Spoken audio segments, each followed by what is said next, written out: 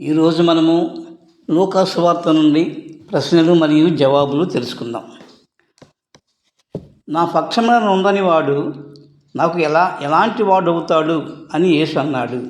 జవాబు: నా పక్షమున ఉందని వాడు నాకు విరోధి, నాతో సమకూర్చని వాడు చెదరగొట్టువాడు అని యేసు అన్నాడు.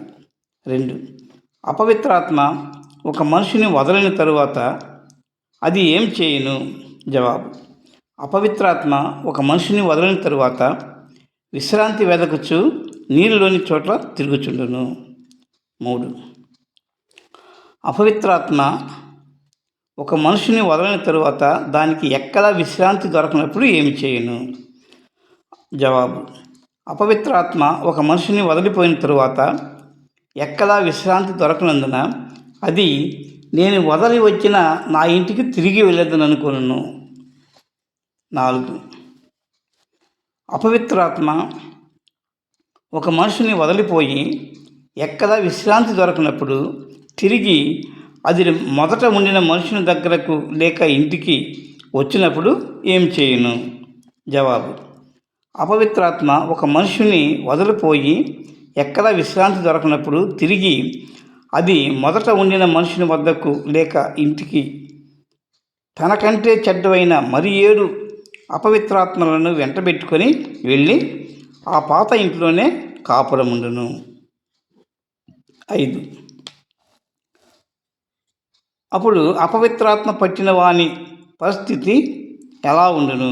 జవాబు: అప్పుడు అపవిత్రాత్మ పట్టిన మనుషుని స్థితి కడపటి స్థితి మొదటి స్థితి కంటే చెడ్డదగునని యేసు చెప్పాను. 6. యేసు జనసమూహమునకు మాటలు చెప్పుచుండగా ఆ సమూహములోనున్న ఒక స్త్రీ యేసుని ఏమనెను? జవాబు: యేసు జనసమూహమునకు మాటలు చెప్పుచుండగా ఆ జనసమూహంలోనున్న ఒక స్త్రీ యేసుని చూసి, నిన్ను మోసిన గర్భమును నీవు కుడిచిన స్తనములను ధన్యములైనవి అని ఆ స్త్రీ కేకలు వేసెను. 7.